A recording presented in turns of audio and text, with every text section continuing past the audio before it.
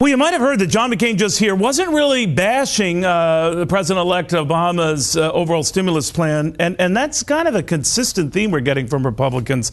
Syndicated columnist Michelle Malkin isn't happy with that. Michelle, John McCain's argument for not bashing it is he doesn't know what it is, but he says basically we need to do something essentially big. Are Republicans falling into a trap with that? They are, and these Republicans who refuse to stand against the stimulus plan, which I call the Generational Theft Act of 2009, Neil, are missing the boat here, okay? Because it's not just about nibbling at the edges and haggling over the price of this generational theft plan. It's about opposing the thing on principle.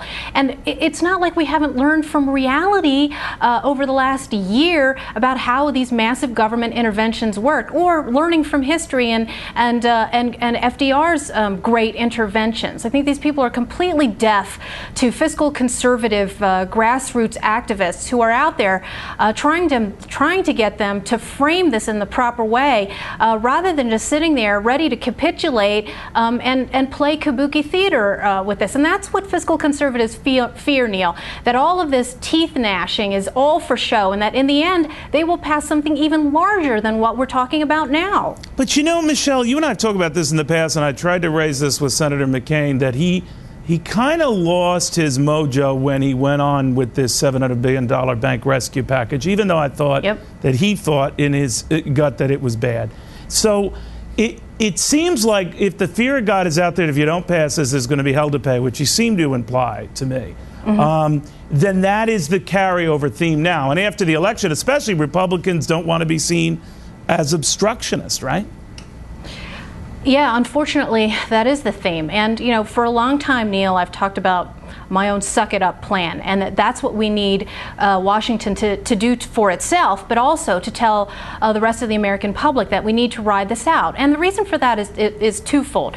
One is looking at the timing of how the stimulus would work, and also the reality that it would be inevitably larded up with make-work jobs and a massive amount of spending that amounts to robbing the future's publics. Yeah, but come he on, says when that's has not it not so you don't happened? buy it. You don't buy it. Look at the last year's stimulus. Look at every other bailout and how they've grown and grown and grown. Tell me that we're supposed to defy reality and believe both Barack Obama and John McCain that this wouldn't happen? Please. So you think it's inevitable, and despite the fact that the president-elect says he doesn't want to see that happen, that John McCain says he's going to make sure that it doesn't happen, you're saying that it will happen?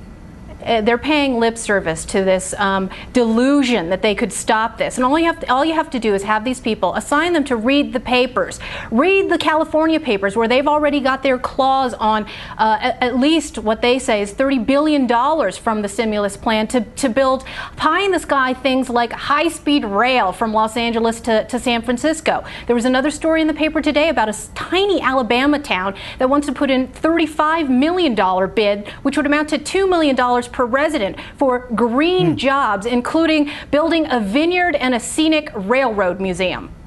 This is what we're going to get. And where are the Republicans? Where are they to stand up against all of it? Wait a minute. Why don't you like railroad museums? Why don't you like railroad museums? That's what I mean. Not with my money, Neil.